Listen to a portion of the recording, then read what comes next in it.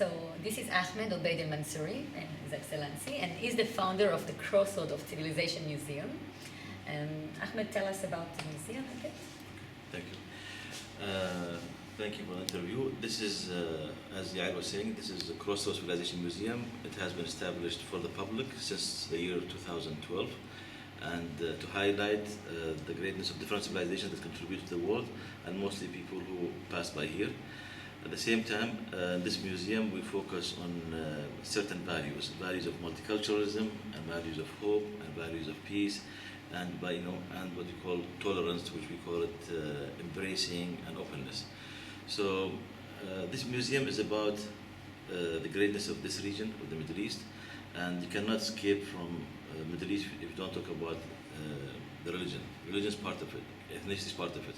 So in this museum we have the multi-faith gallery, and then we have also from the Holy Land, we have also Palestine Holy Land, and also the Islamic gallery. And in these galleries you can see the roots, the unified roots between the monotheistic religion, between Judaism, Christianity, and Islam, and also about the life of the Jews in the Middle East and the MENA region, Middle East and MENA region, the Middle East and North African region, and also who've been here before. So we have an exhibit about their life, and also many artifacts from the people, the Jewish people from the region. At the same time, the whole thing have paved the way after the peace to have the first Holocaust gallery in the Islamic and Arab world. This gallery that shows the reality about the Holocaust, how starting from the narratives of the Nazis when they which created such a tragedy for all humanity, especially about the Jews. And also we have the stories. At the same time, we have to link it to the region. We have included stories about the righteous among nations from the Muslim and Arab world. And then the last part of it is the hope for the future. And the purpose of this gallery is not to teach the Jews or to teach the Europeans or Americans who know about the Holocaust, mainly to teach more than 206 ethnicities and nationalities who live in Dubai, who most of them don't have a relationship with Israel, many of them they don't know about the Holocaust, or they have different perspectives. So in this gallery we are trying to educate them properly.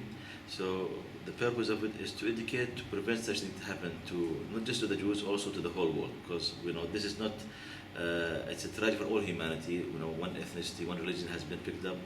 More than 6 million people, their life were devastated, not to say other people there. So this tragedy happened, although in one of the most sophisticated country, the most country who has systems, and the most civilized country according to the current criteria of civilizations. But yet human are human, so these things can happen anytime and cannot be prevented unless we know about it and make preventive measures. So hopefully this will add value to the museum, to the education for the region.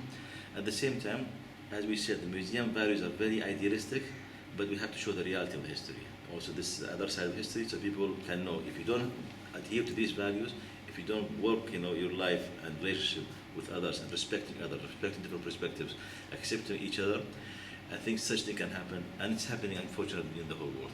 So this is what we have here. Hopefully it will add. It is very small, but as someone was saying, it's very small but very powerful message. Let me show you something. Thank you so much. There are no words to thank you. I wanted to finish with something. Please. Yeah.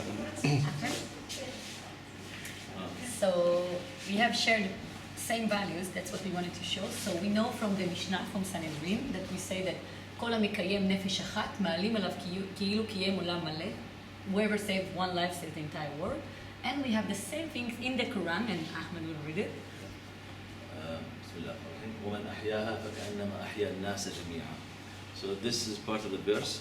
It says that who saves one life saves the entire world, and also who kills, at the continuation, who kills one life is like killed the entire world.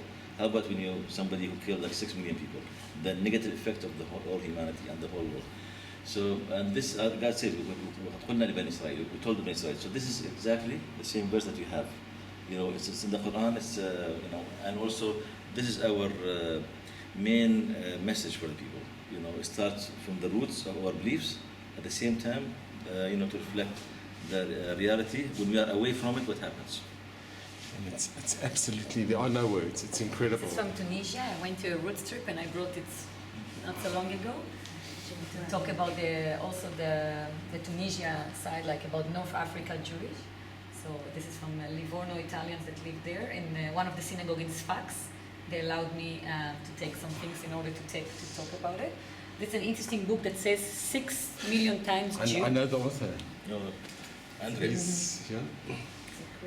And this is a rare facsimilia of the Machzor Worms of Rashi times. So the original one is in the National Library in Israel, and it survived the Kristallnacht, the original one. And here you have also from Rhodes Island, we were in Rhodes Island. We have the story with Salah ad-Din And al-Command, that's the Turkish consul that we talked about, and about teaching Arabic in the ghetto. It's a very untold story about Dr. Worskin that was teaching Arabic.